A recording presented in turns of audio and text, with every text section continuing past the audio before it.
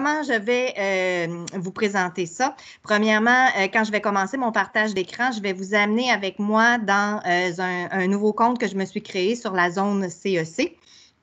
Et on va aller activer ensemble le code enseignant de En route. Je vais vous montrer le courriel type que vous recevez maintenant pour nos nouvelles collections, pour le matériel. Et on va activer le contenu enseignant ensemble. Ensuite, on va aller créer notre groupe d'élèves et on va activer le code élève qui est associé à ça. Je vais vous montrer aussi la différenciation sur le courriel de ces deux codes-là. Ensuite, on va aller voir la gestion de ce groupe-là, comment vous pouvez éditer vos élèves un par un, comment vous pouvez ajouter, supprimer des comptes, mettre un mot de passe commun à tout le monde. Fait que nous allons passer par cette étape-là. Ensuite, nous allons rentrer dans la collection En route. Je vais faire avec vous le tour de toutes les vignettes, de qu'est-ce que ça comprend comme matériel. On va aller dans le cahier, on va voir les fonctionnalités de ce que vous pouvez utiliser sur la plateforme numérique dans le cahier, dans le carnet, passer par les jogging, par les phrases du jour et les reproductibles, bien entendu, avec la nouvelle fonction de partage des reproductibles. Je vais aussi faire un tour dans les notes pédagogiques pour vous montrer où trouver vos planifications, ainsi que tout le supplément que vous pouvez retrouver là, de différenciation, enrichissement, idées d'interdisciplinarité. C'est une des belles forces d'En route. Les réseaux littéraires aussi, où vous pouvez aller chercher ces trucs-là. Et je vais terminer tout ça par les exercices interactifs. Où les trouver? Comment faire la gestion de ça, verrouiller, déverrouiller et comment consulter les résultats de vos élèves au niveau des exercices interactifs. Et je me garde comme dessert notre nouveauté sur la plateforme numérique de la classe virtuelle que vous pourriez enseigner à distance à partir directement de la zone CEC. On va en faire un petit survol uniquement parce que ce n'est pas une présentation de la zone CEC numérique, mais bien de la collection En route. Je vous mentionne aussi qu'on a des tutoriels qui sont disponibles pour chacune des petites portions que je vais vous présenter, pas en lien avec la collection En route, mais bien avec les fonctionnalités au niveau de la plateforme numérique, à savoir comment gérer les exercices interactifs, comment créer un groupe d'élèves. On a vraiment à ce moment-là des petites capsules que vous pouvez demander à votre délégué. Je vais aussi vous montrer comment. Je vais vous demander, s'il vous plaît, de bien vouloir fermer les caméras et les micros. C'est pour le bien de la présentation webinaire. Sinon, c'est vraiment très déconcentrant d'avoir les images. Merci beaucoup. Alors, vous allez avoir accès à demander des tutoriels à votre délégué pédagogique et je vais vous amener sur le site Internet pour comment aller chercher le nom de la bonne personne qui s'occupe de votre secteur et de votre école. Voilà, alors nous sommes prêts à commencer. Je vais de ce pas partager mon écran. D'abord, je vais vous amener vous montrer qu'est-ce que vous allez voir en créant votre compte sur la zone CEC. Julie, mon partage d'écran fonctionne bien? Tout va bien. Parfait. Alors, moi, j'ai déjà créé le compte sur la zone CEC. Si vous avez déjà des produits avec nous, c'est possible que votre compte soit déjà créé. Donc, vous pouvez juste ajouter vos nouveaux contenus. Si c'est la première fois que vous utilisez des produits des éditions CEC, vous allez devoir aller sur www.mazonecec.com, c'est notre plateforme numérique, et suivre les instructions « Je n'ai pas de compte, je m'inscris ». Vous suivez les étapes une par une et quand votre compte est créé, vous arrivez à ceci. C'est un nouveau compte, donc la bibliothèque, elle est vide, ce qu'on me dit. Alors, je clique sur le OK. La bibliothèque est vide. Veuillez cliquer sur plus pour activer du contenu. Le petit plus, je le retrouve juste ici. Je viens cliquer sur mon plus. Alors là, pour ajouter du contenu, je m'excuse, je ne veux pas vous donner le tournis, je défais ma prêt et je vais vous montrer maintenant le courriel type de ce que vous devriez voir. Alors, le nouveau courriel qui va vous être… Julie, on voit bien mon courriel? Oui, tout va bien, Nathalie. Alors, le courriel que vous devez recevoir maintenant, c'est ceci. Ça vient des éditions CEC. Dans l'objet, on voit bien que ça vient de l'édition CEC. Vous allez recevoir 2 codes d'activation. C'est bien inscrit « Code d'accès des enseignants ». Je vous dis ça parce que c'est important de ne pas venir activer celui-là qui est le code d'accès des élèves, mais bien le code d'accès ici qui est des enseignants. Je fais copier et je vais redépartager le tout. Je m'excuse vraiment pour le va-et-vient dans les sections. Julie, on voit bien ma zone CEC maintenant? Oui, c'est parfait. Parfait. Alors, je viens rentrer le code d'activation enseignant qu'on m'a envoyé par courriel juste ici. C'est bien important de respecter, moi j'ai fait du copier-coller, vous pouvez le faire aussi. C'est bien important de respecter les lettres majuscules et je fais soumettre. On m'a dit alors, votre code d'activation vous permet d'ajouter ces contenus-là. Il y en a qui s'arrêtent ici et qui pensent que c'est déjà ajouté. Ce n'est pas le cas. Ça fait juste vous montrer ce qu'on est sur le point d'ajouter. Il faut vraiment venir cliquer sur « Continuer ». Là, évidemment, j'ai un « Accepter les termes et les conditions » à venir crocheter ici et je fais « Ajouter ». Par souci de sécurité, on demande de retaper votre nom d'utilisateur. C'est le même nom d'utilisateur que vous allez avoir créé sur la plateforme numérique. Alors, je viens rentrer mon nom d'utilisateur à moi. Vous voyez, il était rouge, là, il est rendu blanc. Ça veut dire que je l'ai bien entré, c'est le bon nom d'utilisateur et je fais « Continuer ». S'il reste en rouge, votre bouton « Continuer » ne sera pas accessible. Donc, c'est important de bien vérifier que votre nom est rendu en blanc et que vous pouvez accéder à Continuer. Là, ils me disent « Vos contenus numériques ont bien été ajoutés. Est-ce qu'il y a des contenus élèves associés à ce code? » Et oui, tout à l'heure, on a vu que sur notre courriel, il y avait aussi un code pour les élèves parce que cette année, on offre gratuitement les cahiers numériques pour les élèves. Alors, ce code-là d'élèves contient les cahiers numériques pour votre groupe classe au complet, pour 30 élèves, en fait, et contient aussi les exercices interactifs qui viennent toujours avec la licence enseignant au primaire. Je vous donne le tournis une dernière fois. Je départage et je repartage. Je vais retourner dans mon courriel et vous voyez ici, on avait code d'accès des élèves. Alors, je viens cette fois-ci chercher le code d'accès des élèves. J'ai terminé. Après, je vous promets que je ne bouge plus. Je reste dans la plateforme numérique. Voilà. Alors, on avait, oui, des contenus élèves qui étaient associés à ce code-là. Donc, je clique sur « Oui ». On me demande le code d'activation, c'est le fameux code que je viens d'aller chercher, toujours en majuscule, encore une fois ici, important, et je fais « Soumettre ». Et là, on me dit « Les élèves se verront attribuer les contenus suivants ». Vous voyez, ce n'est pas écrit « Cahier corrigé », mais bien « Cahier A ». Donc, ça nous confirme que c'est les cahiers élèves, le carnet des savoirs, les stratégies et les exercices interactifs. Je fais encore une fois ici « Continuer ». Est-ce que là, on arrive devant cette arborescence-ci? Créer un nouveau groupe pour associer les contenus. Si on veut avoir des comptes élèves, il faut absolument continuer et accepter cette création de nouveaux groupes-là. Vous donnez un nom à votre groupe. Je vais l'appeler pour le bien du webinaire En route 3. Et est-ce que je veux tout de suite donner un mot de passe pour tous les élèves du groupe? Là, vous avez déjà l'opportunité de mettre un mot de passe commun à tous vos élèves. Et je peux décider de l'important dans votre mot de passe, pour pas que ça vous arrive à un message échec de validation, c'est d'avoir 8 caractères, dont un chiffre, absolument. Donc, si je mets en route 5, 6, 7 et le 3, encore une fois, vous pourriez choisir quelque chose de différent. C'est moi là, pour la fluidité du webinaire qui décide de mettre le même que le nom du groupe, mais ça pourrait être différent. L'important, c'est 8 caractères, dont un chiffre. Et je fais soumettre. Donc, ça me dit que le mot de passe est sécurisé, qu'on n'y aura plus accès. Donc, c'est important de se souvenir du mot de passe pour pouvoir le donner aux élèves, bien entendu, et je fais continuer. Le groupe En route 3 a bien été créé. Est-ce que je veux accéder à ma bibliothèque ou à mon groupe? On pourrait cliquer un ou l'autre. Si vous aviez un deuxième contenu, mettons que vous utilisez aussi Zoom en mathématiques, mais à ce moment-là, je peux accéder à ma bibliothèque et je retourne dans le plus pour rentrer. C'est le même processus que je vais faire. Là, je vais aller à ma bibliothèque. Je vais aller vous montrer qu'est-ce que ça fait. Le tutoriel, vous pouvez le quitter. Aujourd'hui, c'est moi le tutoriel. Alors, ici, dans ma bibliothèque, vous voyez, tout s'est ajouté. Tous mes contenus en route sont là. Là, je veux finir sur les groupes. Avant de rentrer dans le matériel en tant que tel, je veux aller finir une petite option dans les groupes que je veux vous montrer. Pour accéder à vos groupes, c'est toujours le petit menu hamburger ici, en haut, que vous avez. Et ma bibliothèque, je pourrais aussi ajouter du contenu par là. C'est le même chemin que le petit plus que vous avez ici, peu importe lequel vous utilisez. Gestion des groupes. Vous voyez, tout à l'heure, on a créé un groupe ensemble qui s'appelait En route 3. Il est ici.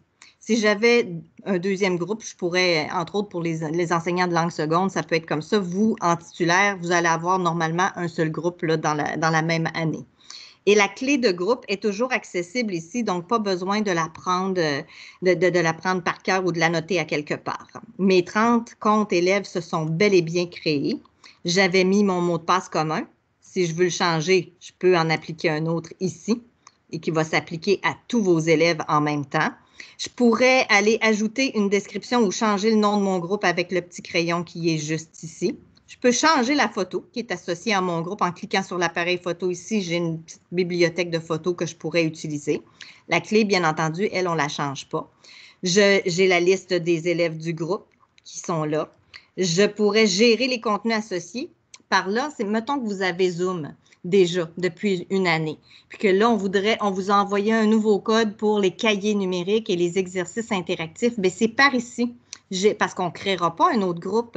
Vos élèves, ils ont déjà leur nom d'utilisateur qui a été généré, puis le groupe, il est déjà créé. On va aller associer des contenus. Donc, on va aller dans gérer les contenus associés pour rentrer le nouveau code, pour ajouter dans leur dossier le Zoom à l'heure en route. C'est par ici qu'on le fait. En fin d'année, si vous voulez supprimer le groupe, c'est ici. Si vous vouliez créer un nouveau groupe, c'est juste ici. Dans vos comptes élèves, vous avez aussi la possibilité de les éditer, c'est-à-dire de les changer. Parce que là, vous avez vu, ils se sont tous créés en élève 1, élève 10, élève 11, élève 12, jusqu'à élève 2. Fait que c'est moins parlant pour vous d'avoir ça comme ça. Donc, je peux aller moi-même éditer le compte et changer élève 1 et mettre à ce moment-là le prénom que je veux, le prénom de mon élève. Fait que je lui mets, et je pourrais aussi changer le nom d'utilisateur. Je pourrais décider que c'est son prénom, point son nom de famille, et moi, je vais rajouter volontairement un 9 parce que je sais que je ne suis pas seule à porter ce nom-là sur la plateforme numérique. Vous pouvez d'abord essayer avec leur prénom et leur nom. Puis si ça ne fonctionne pas parce qu'il y a déjà un utilisateur qui porte ce nom-là, la plateforme va vous le dire. On rajoute simplement un chiffre là, pour pouvoir avoir un nom d'utilisateur qui est commun et qui est déjà pas existant. Et je fais ensuite appliquer. Et là, vous voyez, ça a disparu l'élève 1. C'est normal parce que ça se met en ordre alphabétique et ça s'est créé ici avec mon nom de famille et mon prénom et le nouveau nom d'utilisateur que j'ai réussi à donner. Je n'ai pas rempli volontairement le champ du mot de passe parce qu'on avait choisi le mot de passe commun. Par contre, si vous vouliez que chacun de vos élèves ait leur propre mot de passe, vous pourriez, dans le petit icône éditer, que je peux toujours aller retravailler, pouvoir aller changer ça aussi. En cours d'année, si vous avez un élève qui s'en va de votre groupe, vous pouvez le retirer ici.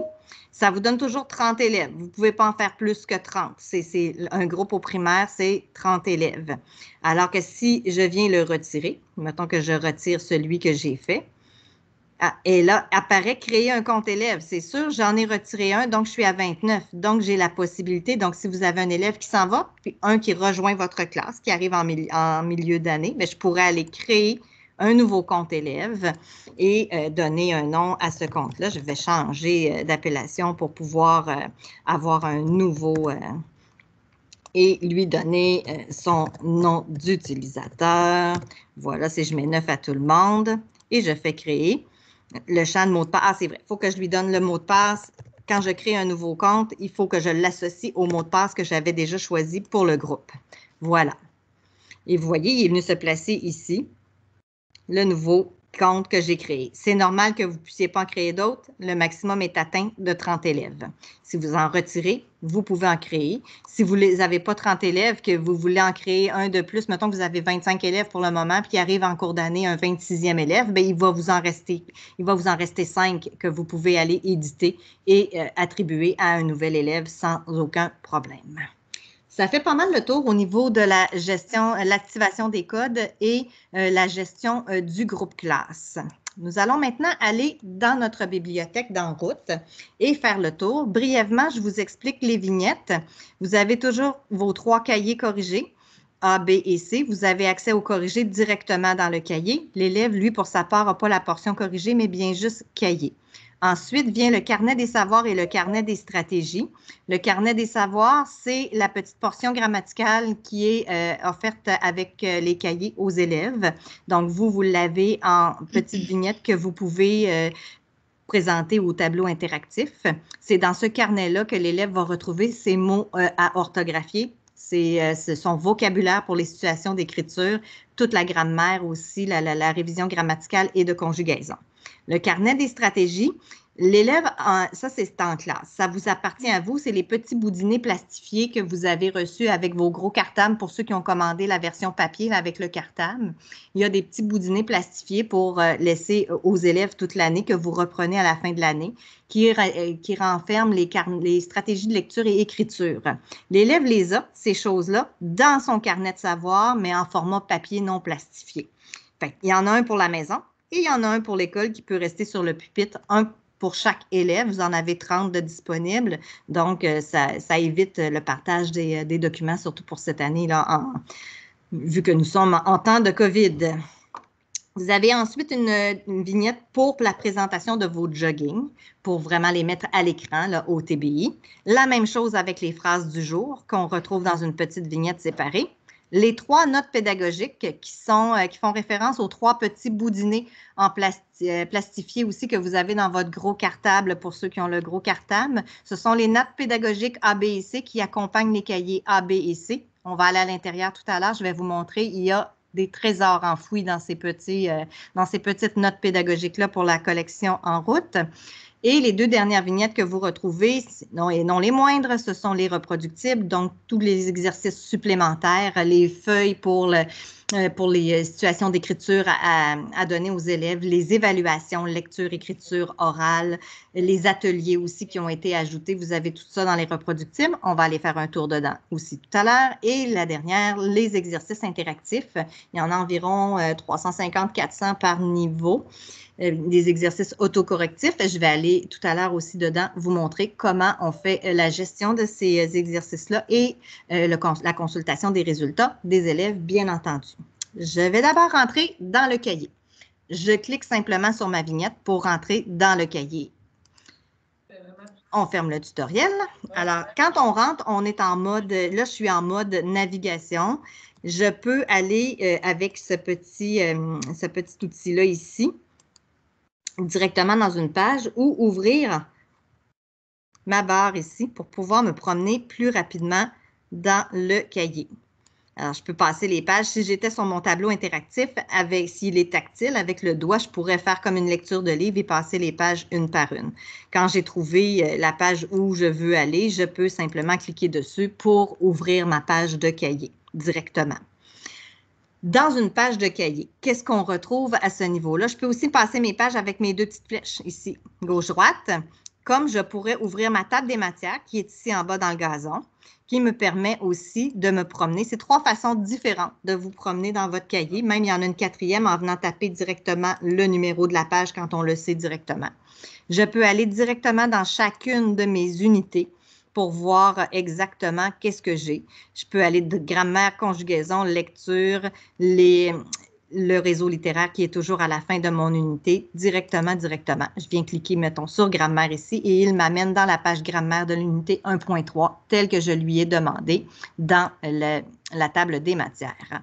Alors, je fais un bref petit tour de l'outil, la barre d'outils principale que vous avez qui apparaît toujours dans chacun des cahiers. D'abord, moi, j'ai un très, très petit portable, donc quand j'essaie de mettre ma barre à la verticale, il ne veut pas parce que mon écran est trop petit.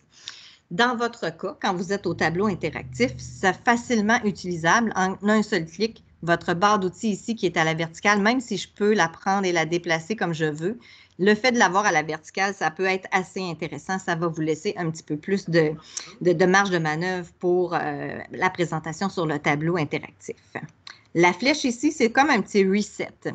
Si vous êtes pris avec un outil, soit le crayon, soit puis il ne veut pas, non, c'est plus ça que je veux utiliser, je veux vraiment partir à zéro. La petite flèche ici, c'est comme un reset. Ça vous permet d'oublier l'outil que vous aviez en cours pour pouvoir revenir à zéro dans votre barre d'outils. J'ai ensuite ma loupe. Pour vous montrer la loupe, je vais aller d'abord au mode d'affichage. Là, je suis en demi-page, donc c'est quand même relativement bien au niveau de la grosseur de caractère. C'est souvent ce mode d'affichage-là que vous allez utiliser en classe pour le bien-être des élèves qui regardent le tableau interactif. Mais je pourrais choisir le double page. J'ai la page complète entre les deux, une seule page. Là, je suis en double page. C'est un peu petit. Mais si j'ai besoin vraiment d'avoir mes 2 pages ouvertes, je peux choisir ma loupe plus ici, venir sélectionner une section en particulier. Je fais ma sélection et je laisse aller. Et ça grossit automatiquement. Ça vient chercher le point central de ce que je lui ai demandé comme sélection. Ça vient le grossir au maximum sans trop pixeliser l'image. Fait que je peux toujours utiliser ma loupe plus, peu importe que je sois en demi-page, en page complète ou en double page. Donc, ça me permet d'avoir des zooms plus ciblés, puis d'aller chercher vraiment une bonne visibilité au niveau des images. Pour revenir à mon état initial, je fais ma loupe moins et je reviens dans le format où j'étais. Je pourrais aussi être en une seule page. C'est les 3 formats que vous avez toujours d'accessible. Ma barre d'outils, si je clique doucement et que je la transporte, je peux la transporter. Je peux aussi cliquer plus vite et je la ferme complètement. Elle reste toujours là. Puis je peux la réouvrir en recliquant dessus. Ensuite, vous pouvez choisir votre grosseur de texte. Vous avez un crayon avec des choix de couleurs, des largeurs de traits, évidemment le trait courbe pour écrire. On fait toujours OK pour que ça apparaisse au niveau du crayon puis avoir accès au crayon. Je m'excuse pour l'art abstrait. Je peux utiliser aussi le surligneur de la même manière. Je choisis ma couleur de surlignage, ma grosseur de trait, évidemment en trait continu pour le surlignage pour que ce soit plus facile pour venir surligner. Et j'ai mon efface que je pourrais utiliser unitairement puis aller effacer à main de cette façon-là, mais je peux aussi utiliser la poubelle. Elle me demande si je veux effacer ces notes. Je dis oui et tout disparaît dans la page. Si j'aurais été en double page, en 2 pages, il m'aurait même demandé les notes de la page de droite ou de la page de gauche ou de les 2. Et je viens cliquer sur celle que je veux ou les 2 si je veux les 2. Ensuite, vous avez un petit cœur qui vous permet d'ajouter des pages dans vos favoris. Simplement, en un clic, ça ajoute automatiquement. Ici, juste à côté de la table des matières, vous avez favoris. Et quand j'ouvre les favoris, les pages que j'ai choisies ici, c'est souvent des pages de théorie, peut-être des choses sur lesquelles vous allez vouloir revenir à l'occasion, soit en fin d'étape, en fin d'année pour faire de la révision. Ça vous permet d'aller ouvrir plus rapidement certaines pages. Et je reclique dessus pour retourner dans mon cahier. Si je veux l'enlever des favoris, un simple clic pour le remettre en transparent et il est disparu des favoris. J'ai mes 2 derniers icônes et non les moindres, et eux aussi. Je peux aller sélectionner un groupe classe. Tantôt, vous vous souvenez, on s'est créé un groupe. Là, pour l'instant, moi, je n'ai pas d'élèves qui ont fait des travaux, mais on va quand même aller voir qu'est-ce que ça fait. Alors, je viens dire oui, je sélectionne ce groupe-là. Je fais OK pour le sélectionner. Et là, c'est normal qu'il vous demande 2 fois. Là, j'ai dit à la plateforme, je veux aller dans ce groupe-ci. Et maintenant, je m'y rends. Alors, je refais un clic dessus pour me rendre dans mon groupe. Vous allez voir, ça change un petit peu l'arborescence. Et ça nous met maintenant dans un mode où il m'est apparu mon livre. Et je suis bel et bien dans mon groupe en route 3. Mon livre, c'est votre livre à vous, d'enseignant. Et pour aller dans les cahiers des élèves, bien, on clique sur la petite flèche et on peut se promener d'un cahier d'élèves à un autre. Donc, ça vous permet à distance d'aller voir si les élèves ont fait leurs travaux dans leur cahier numérique. Et vous pourriez même, là, comme je vous disais, j'ai pas d'élèves qui ont fait des travaux, mais vous pourriez même, avec cette fonctionnalité-là, aller dans un cahier d'élèves, s'il avait fait ses travaux, je peux cliquer sur la section des réponses et appliquer un code de correction en rouge, jaune et vert pour bonne réponse, mauvaise réponse ou à refaire. Même mettre un petit mot à mon élève pour le guider dans ce qu'il a à refaire pour pouvoir appliquer un code de correction directement dans chacun des cahiers numériques des élèves. On a un tutoriel pour vous expliquer tout ça en détail avec, évidemment, un exemple où il y a un élève qui a fait des travaux dans son cahier. Je reviens dans le cahier de l'enseignant. Voilà, comme ça ici. Et je vais aller dans mon dernier icône qui s'appelle « Ajouter ». Vous avez aussi la possibilité, ça me permet de vous montrer, je vais grossir la petite section juste en haut ici. Ça me permet de vous montrer que vous avez des pastilles ici, des pastilles carrées bleu marine qui sont ajoutées par nous. Quand c'est bleu marine, ça veut dire que c'est nous qui avons indexé les choses. Indexé des activités TNI pour rendre l'enseignement un petit peu plus interactif, où on met en modèle la théorie qu'on présente. Vous avez des hyperliens qui sont offerts parfois. Les exercices interactifs, ça serait un petit E+, pour vous amener directement aux activités interactives. Et ici, si je me souviens bien, c'est les joggings qui sont indexés. Vous les avez dans une vignette à part dans votre matériel. Ça, c'est pour vous. Si vous voulez aller les consulter, si vous voulez aller planifier, c'est plus facile. Mais sachez que tout le matériel, il est indexé comme ça. J'ai cliqué une fois sur ma pastille, ça me dit que c'est l'unité 1.3, le jogging 1.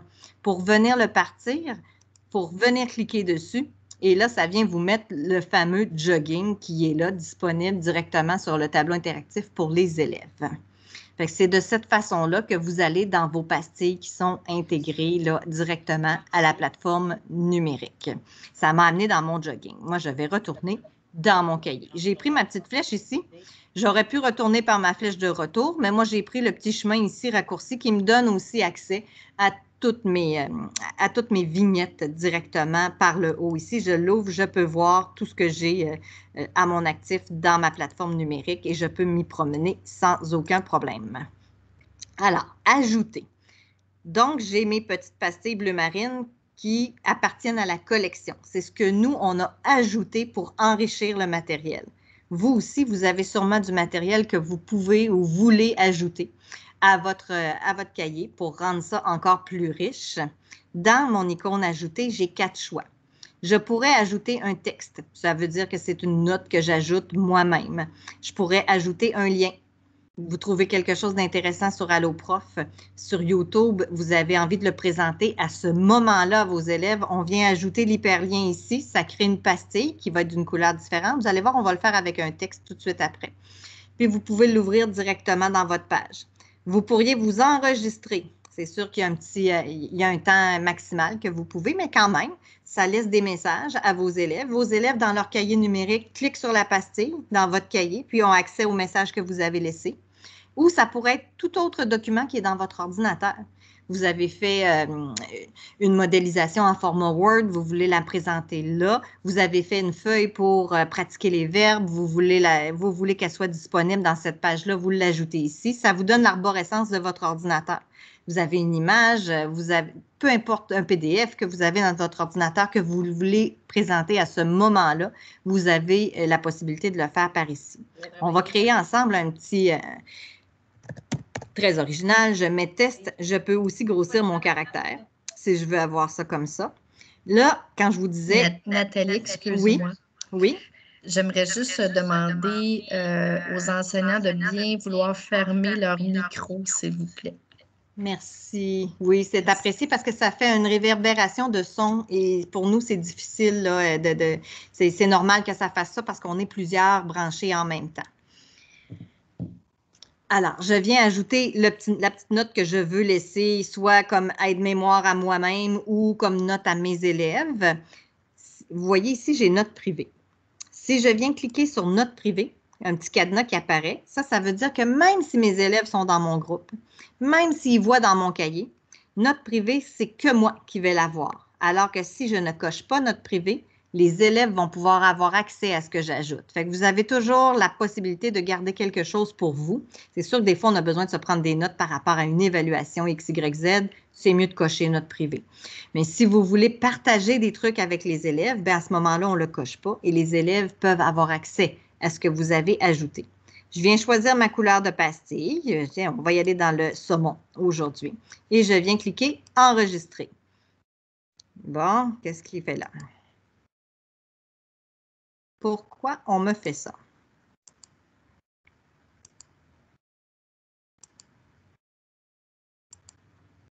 Désolée du petit contretemps, c'est des choses qui peuvent vous arriver aussi. Je vais fermer tout ça et me reconnecter.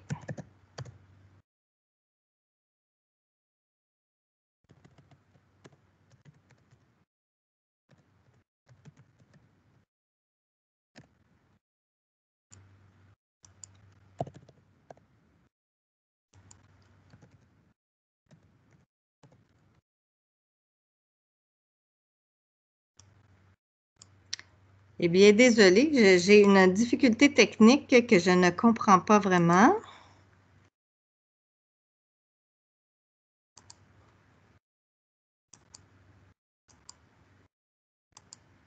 Je vais départager tout ça. Julie, est-ce que tu pourrais essayer, toi, de te brancher de ton côté pour voir si ça fait la même chose? Oui.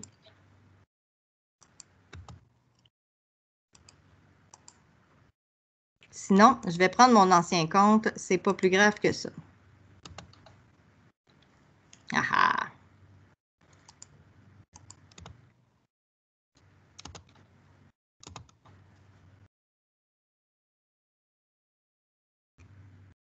C'est beau, j'y suis arrivée.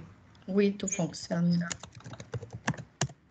Mon nouveau compte qui ne fonctionne pas bien avec...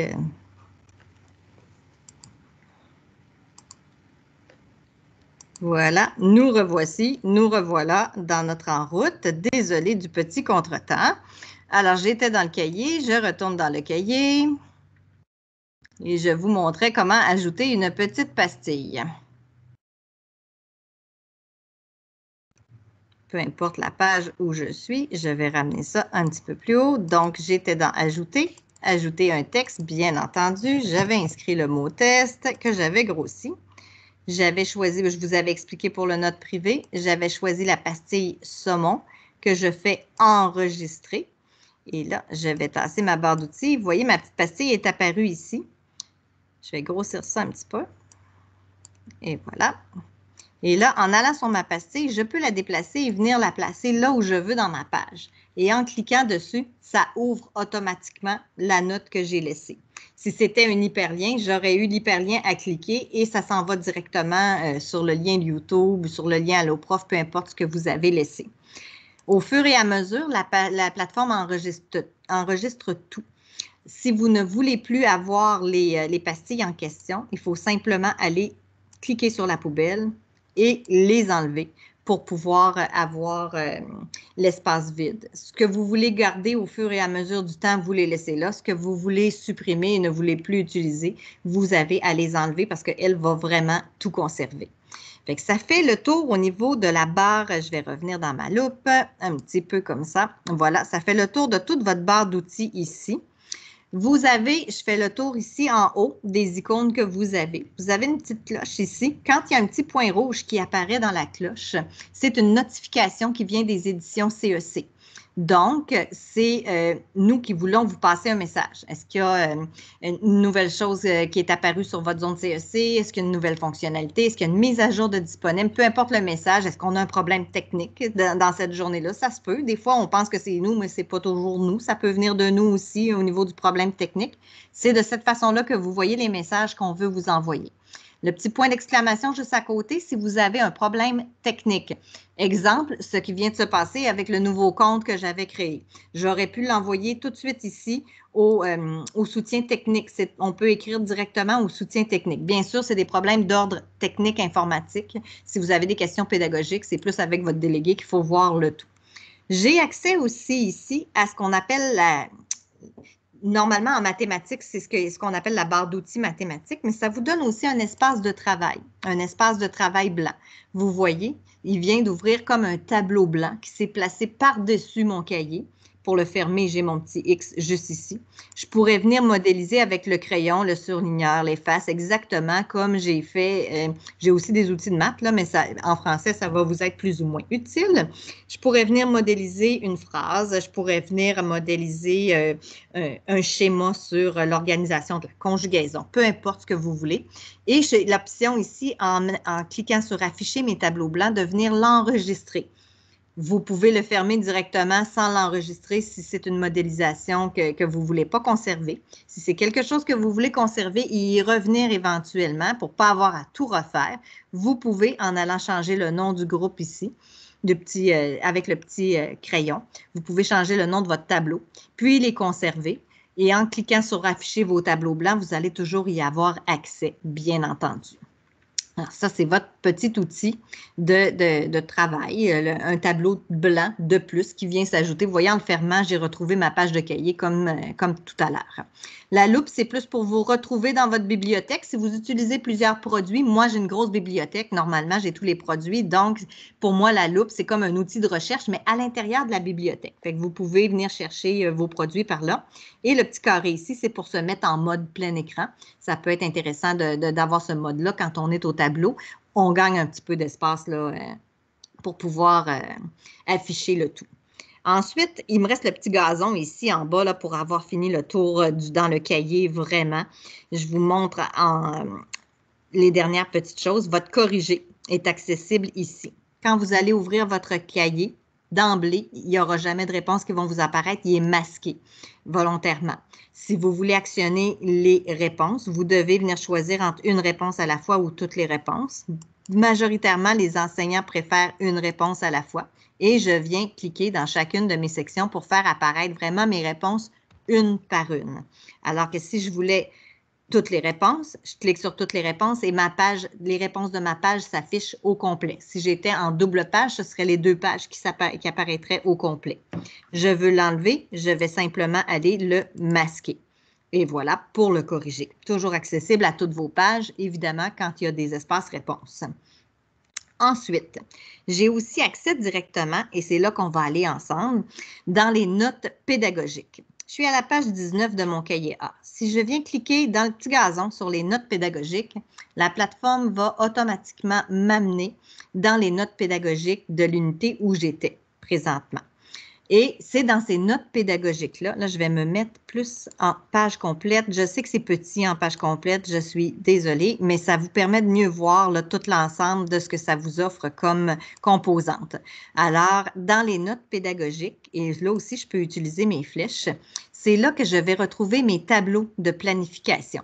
Les tableaux de planification, ça ne veut pas dire qu'on vous dit nécessairement quoi faire, dans quel ordre le faire. Vous prenez ce que vous avez à prendre, puis vous laissez le reste. Mais nos tableaux de planification, ce que ça nous permet de faire, et là, je vais aller volontairement en double page, ça vous permet de voir tout ce qui est disponible à l'intérieur d'un chapitre. Je vais essayer de vous grossir ça un petit peu là, pour que votre vue, ça aille un petit peu. Voilà, c'est beaucoup mieux comme ça. Donc, ça me dit, chapitre par chapitre, dans l'unité 1.1, j'ai une section de grammaire, ça traite de telle notion, une section de lecture avec telle stratégie, écriture avec telle stratégie. Mes mots d'orthographe sont là. Tout ce que j'ai dans mes reproductibles sont là. Donc, j'ai une fiche de leçon, une fiche de grammaire, j'ai une mise au point. Les mises au point, ça se trouve à être vos dictées. Vous les trouvez dans les mises au point. Et un peu les récitations de la semaine. Si vous avez envie de revoir, vous pourriez les utiliser comme mini-tests. Vous pourriez vous faire un test de grammaire à partir des mises au point aussi si vous en avez envie. Et vous avez votre fiche d'écriture qui est associée à votre projet d'écriture qui est dans le cahier. Si vous avez remarqué, dans vos cahiers élèves, il n'y a pas de place pour faire la situation d'écriture. Elle est présentée, mais il n'y a pas de place pour la faire dans le cahier et c'est volontaire. Comme ça vous laisse la liberté de choisir de faire celle-là qu'on vous suggère ou d'en faire une autre. Puis, il n'y a pas de pages blanches qui ne sont pas remplies dans le cahier, donc ça évite d'avoir la problématique d'avoir des pages pas faites dans votre cahier élève. Si je viens cliquer sur l'autre page pour avoir, on est en format horizontal, là, fait qu'on a l'autre page à côté. Ça vous donne une suggestion après ça, unité par unité. Donc, combien de temps nous, logiquement, on allouerait pour telle et telle section? Et qu'est-ce que j'ai de disponible là, à ce moment-là à faire avec les élèves? Alors, j'ai mon ouverture de chapitre, c'est la présentation. On allouerait normalement 20 minutes. J'ai un réseau littéraire qui est disponible, on vous guide. On vous dit c'est à la page G22. Réseau littéraire, ça veut dire qu'on vous a donné des suggestions d'albums jeunesse. Il y en a certains qui sont exploités dans les fiches supplémentaires dans vos reproductibles. Et vous pouvez faire suggérer des lectures à vos élèves comme ça, décider de faire la lecture à haute voix. Il y a plein d'idées qui vous sont laissées là, justement dans les sections je lis, puis pour aller plus loin. Je vous montre tout de suite après. Le jogging est la phrase du jour. On vous dit où les trouver, combien de temps y allouer, la grammaire, la lecture, l'écriture, tout ce que vous avez vraiment de disponible. L'évaluation. Cette semaine-là, dans 1.1, j'ai qu'une mise au point de disponible. Ce n'est pas le moment d'aller en faire d'autres. Et les activités supplémentaires, qu'est-ce que vous avez comme matériel disponible? Et vous voyez, on va en détail vraiment après sur chacune des sections, dans le rappel, dans vos fiches. Vous avez des fiches à 1 crayon, à 2 crayons. On vous dit que le 2 crayons peut être pris comme activité d'enrichissement. On vous donne plein de petites pistes pour aller travailler des stratégies, pour pouvoir même des fois écourter. Des fois, il y en a qui peuvent penser qu'il y a beaucoup de choses à faire. Bien, c'est dans ces notes pédagogiques-là que vous allez trouver les petits trucs de la directrice d'édition, à savoir qu'est-ce que vous pouvez couper pour aller un petit peu plus vite, où vous pouvez couper, de quelle manière le faire. Il y a toute l'adéquation aussi avec les petites étoiles puis les fléchés. Qu'est-ce qu'un élève doit savoir? Est-ce qu'on est en processus 2 ou est-ce que c'est un acquis qu'on doit aller chercher cette année? Et ce que moi, je trouve vraiment génial, et je vais le grossir parce que je trouve ça vraiment génial dans la collection En route, vous avez plein d'idées d'interdisciplinarité. Ce n'est pas toujours les mêmes matières à chaque unité qui sont traitées, mais on vous donne des idées de quoi faire pour aller faire une petite activité qui est différente. En mathématiques, comment je pourrais faire un lien avec les mathématiques par rapport à la notion que j'apprends en français? En éthique et culture religieuse, souvent, vous allez retrouver des pistes en arts plastiques, en sciences aussi. Fait que je peux aller travailler plein de matières à partir de mon En route. Je ne vous dis pas que vous pouvez faire votre programme de mathématiques au complet, mais vraiment, allez voir pour l'éthique et culture religieuse, pour l'art plastique, allez voir, vous allez trouver des petits bijoux, puis facilement, vous allez pouvoir passer à travers ce que vous avez à faire dans ces petites composantes d'interdisciplinarité que vous trouvez là.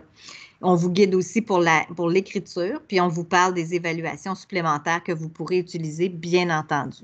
Et ça, c'est toujours accessible pour chacune des unités que vous avez et chacune des chapitres. Vous avez quand même un tableau de planification de chapitres qui vous donne une vue d'ensemble du chapitre et de tout ce que vous avez comme matériel que vous pouvez utiliser.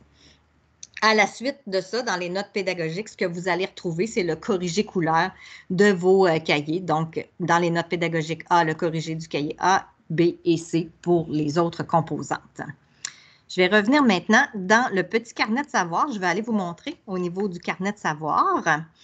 Alors, dans le carnet de savoir, ce que vous allez trouver à l'intérieur de ce carnet-là, et je vais aller dans la table des matières. Vous voyez, j'ai encore ma table des matières. J'ai ma grammaire. C'est toutes les encadrés de grammaire dans l'ordre chronologique de la collection. J'ai la même chose avec la conjugaison. Donc, tous les encadrés de conjugaison en ordre chronologique qui sont vus dans la collection. J'ai une section vocabulaire et une section orthographe. C'est quoi la différence entre ces deux-là? C'est que dans la section vocabulaire, on vous donne une série de mots. Bien, c'est pour l'élève surtout, une série de mots en thématique et ça les aide beaucoup à avoir du vocabulaire pour des situations d'écriture et ou peu importe comment vous allez vouloir l'utiliser. Ce ne sont pas les mots à orthographier et à savoir. Pour ce qui est des mots à orthographier qui sont en référence avec la liste du MELS, c'est dans la section orthographe.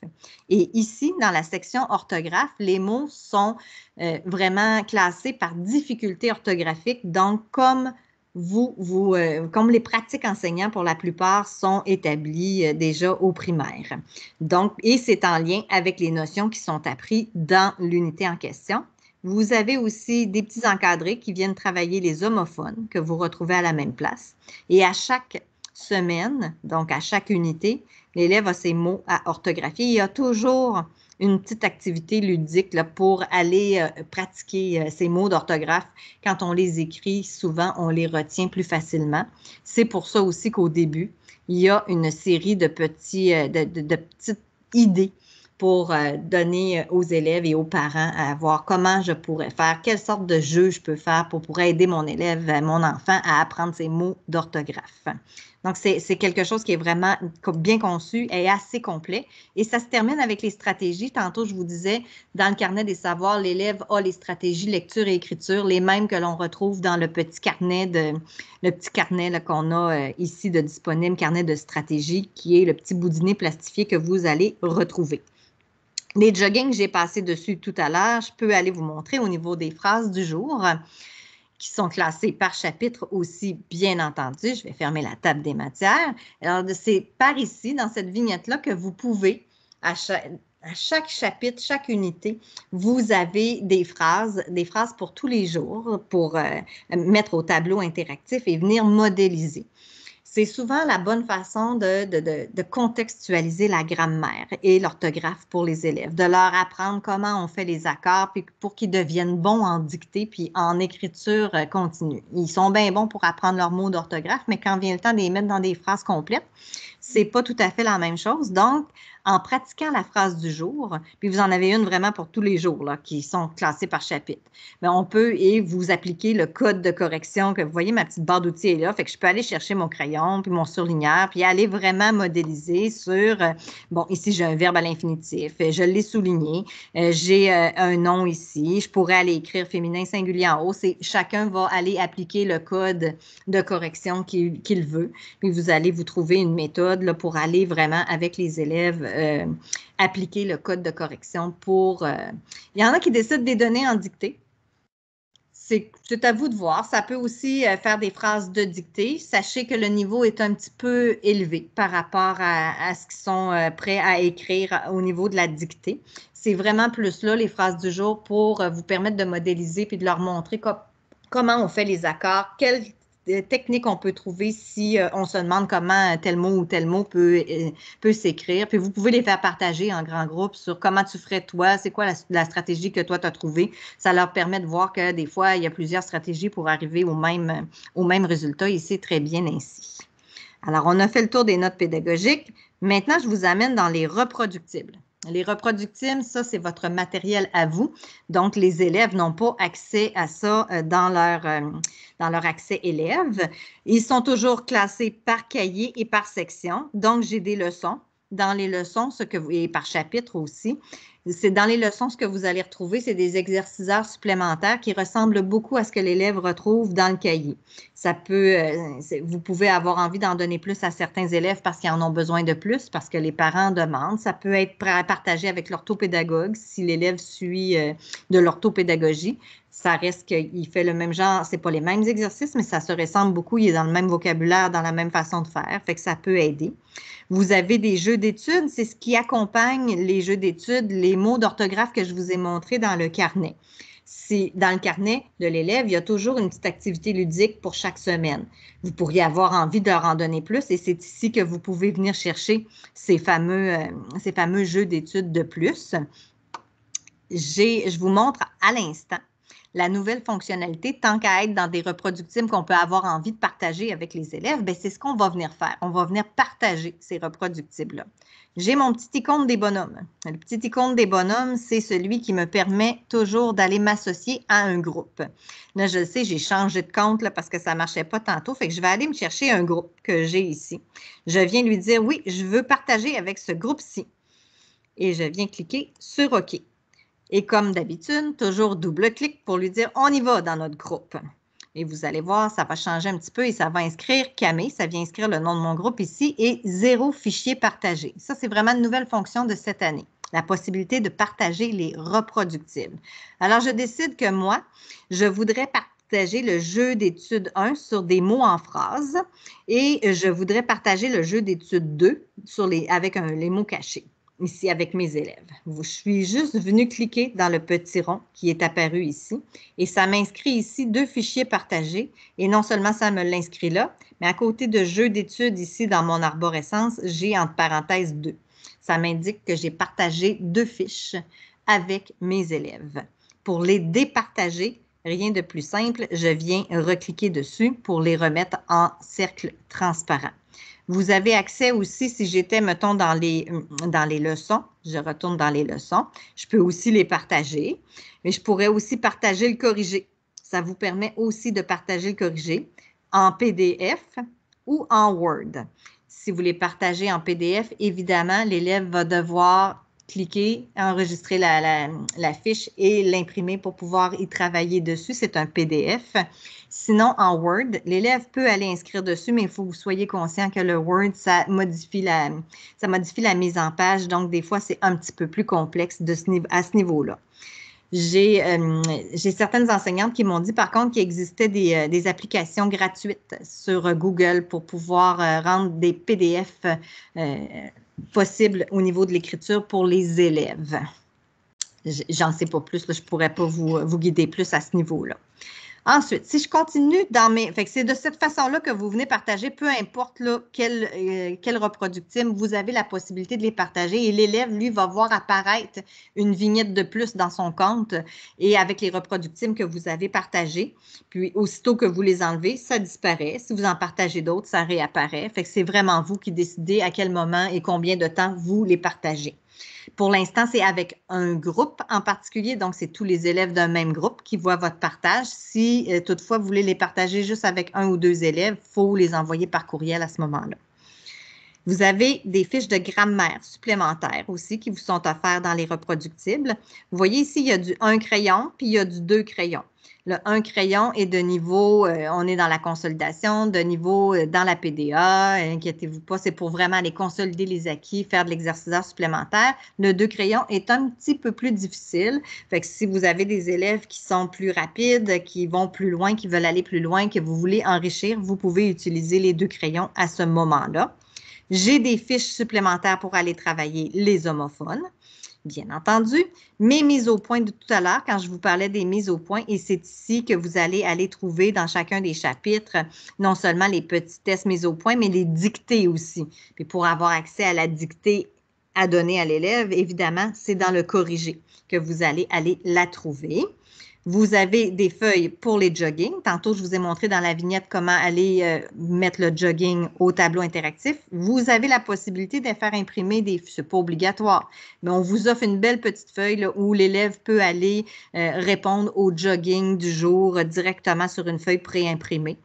Vous pourriez aussi utiliser des ardoises, des cahiers Canada, peu importe, là, c'est vraiment vous qui décidez. Mais vous avez le petit outil ludique là, si ça vous intéresse. Même chose avec la phrase du jour ou dans une même semaine, l'élève pourrait aller remplir directement sa phrase du jour et faire son analyse lui-même. Des lectures supplémentaires, bien entendu, pour chacun des chapitres. Toujours classé en chapitres, fait que c'est facile de s'y retrouver. Même chose pour l'écriture, pour chacun des chapitres. Tantôt, je vous ai bien spécifié que les petites écritures sont mentionnées dans le cahier, mais pour le faire, vous allez chercher vos reproductibles associés à chacune des sections où là, on offre aussi tout le modèle pour l'élève pour venir l'écrire directement. J'ai des fiches ateliers, parce qu'on a préparé des ateliers, bien entendu, des ateliers au niveau de la révision, au niveau de l'écriture, au niveau de la lecture. Et c'est aussi là que je vais trouver au niveau de ma communication orale des pistes d'ateliers qui vont travailler plus l'oral. Tout ça, c'est du matériel supplémentaire. C'est sûr que vous ne ferez pas tout ça. Vous en avez plus pour pouvoir faire des choix et mettre ça vraiment selon ce que vous préférez ou varier d'une année à l'autre, tout simplement. Vous avez une section pour les outils aussi qui vous est offerte, des profils de lecteurs, il y a toutes sortes de choses très, très... Son profil d'écrivain, les traces de lecture, il y a vraiment des belles choses là, ici. Comment écrire un texte qui informe, comment... toutes des canevas d'écriture, c'est vraiment des beaux outils. Je vous invite vraiment à faire le tour de vos vignettes reproductibles. Il y a des petits bijoux dans cette collection-là et des grilles d'évaluation aussi qui vous sont offerts. Et vous avez toute une section sur l'évaluation qui est classée par cahier. Non seulement vous avez des évaluations à chaque fin de chapitre qui va comprendre une partie lecture et une partie écriture, mais aussi à la fin d'une étape, donc à la fin d'un cahier, où je peux venir chercher évaluation lecture, évaluation écriture aussi. Et communication orale, vous le trouvez parce qu'on en offre des évaluations de communication orale, mais ils sont juste un petit peu plus bas ici. Pour pas que vous les manquiez, là, je viens vous les montrer. Fait que vous en avez en lien avec chacun des cahiers, bien entendu, pour pouvoir, et les grilles qui vous sont offertes aussi pour pouvoir les appliquer. Et vous avez une section où on vous présente l'offre numérique. C'est un petit document pour vous donner des pistes d'exploitation supplémentaires sur les liens numériques, sur les hyperliens aussi. C'est important de venir voir ici qu'est-ce qu'il y a dans cette petite vignette-là. Là, je ne veux pas la partager. Là, il faudrait que je sorte de mon groupe. Dans cette vignette-là, ce que vous avez en fait, c'est une liste d'hyperliens qu'on vous offre. Fait que des fois, c'est intéressant d'aller parler de telle grotte quand on est dans la série des explorations. Puis de pouvoir présenter un petit hyperlien où on montre un petit vidéo sur la grotte. Même si ça n'a pas nécessairement de connotation pédagogique, ça va aller ouvrir l'esprit de l'élève, puis ça va l'amener à comprendre pourquoi on a fait un lien, nous, avec ce sujet-là. Puis ça enrichit leur culture générale, puis ça amène leur intérêt vraiment très prononcé. Donc, voilà pour les reproductibles. Il me reste notre petite section vraiment importante d'exercices interactifs. Alors, je suis allée ouvrir ma vignette d'exercice interactif. Je vais essayer d'être le plus rapide possible. Je vois que le temps file et je ne veux pas vous retenir plus longtemps. Mais c'est quand même important, cette petite section-là. Alors, même chose. J'ai toujours ma petite vignette de petit bonhomme pour aller sélectionner mon groupe, pour pouvoir gérer ces exercices-là et consulter les résultats de mes élèves. Si je ne le sélectionne pas, je peux faire mes exercices interactifs en grand groupe, je peux les modéliser, je suis comme dans un mode élève. Vous allez remarquer qu'on a une nouvelle arborescence d'exercices interactifs beaucoup plus ludique qui permet à l'élève d'avoir plus de rétroaction. J'ai une petite étoile ici, mettons que je replace les lettres dans l'ordre pour découvrir mon prénom. Comment monsieur s'appellerait? Je pense qu'il s'appelle Tourniquet. Alors, je vais venir placer mon T ici. On va voir si je suis mûre pour passer en 4e année.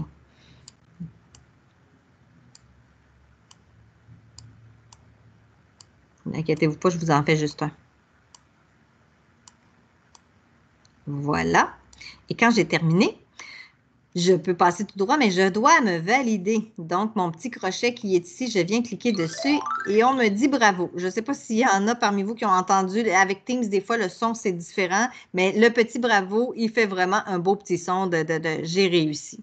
Et vient ici se mettre en jaune mon exercice numéro 1 avec le petit crochet pour mentionner que j'ai réussi et mon étoile ici qui se colorie au fur et à mesure de la réussite de mes exercices dans une section. Fait que ça, si je ne sélectionne pas mon groupe, je suis dans cette façon, dans cette arborescence-là, donc de pouvoir les faire avec eux en tableau interactif, donc en grand groupe. Si je veux plutôt aller les gérer, je vais venir ouvrir mon groupe et encore une fois, venir sélectionner le groupe avec lequel je veux travailler. Et je clique OK et je reclique dessus pour m'amener dans le groupe. Et là, vous allez voir, ça nous ouvre une arborescence de réglages. Je peux venir cliquer sur « Voir les réglages » et je vois apparaître mes petits réglages.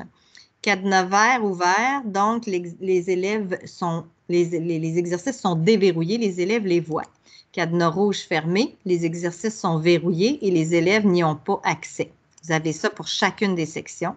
Mode formatif ou mode sommatif, vous voyez, si je clique en sommatif, donc en mini-test, ça bloque ma théorie et ça bloque mon corrigé. Si je suis en formatif, ma théorie et mon corrigé est accessible, mais je pourrais manuellement, moi comme enseignant, venir les enlever si nécessaire. Et j'ai un mode aléatoire ici, ça veut dire que tous les élèves du même groupe font les mêmes exercices, mais ne sont pas placés dans le même ordre. Quand on est en mode sommatif, ça peut être une fonction intéressante. Si je veux aller plus loin dans mes réglages, j'ai ma petite roulette ici que je viens ouvrir. Ça vient ouvrir mon panneau de réglage. Et là, vous voyez, je peux verrouiller, déverrouiller. Je pourrais même choisir de telle date à telle date pour telle section. C'est vraiment à vous de voir comment vous préférez fonctionner. Ce qu'on suggère, nous, en début d'année, c'est de venir tout sélectionner, de venir tout verrouiller, parce que sinon, ils vont les faire rapidement. C'est pour protéger vos exercices. On verrouille tout en début d'année et on déverrouille au fur et à mesure qu'on voit les notions.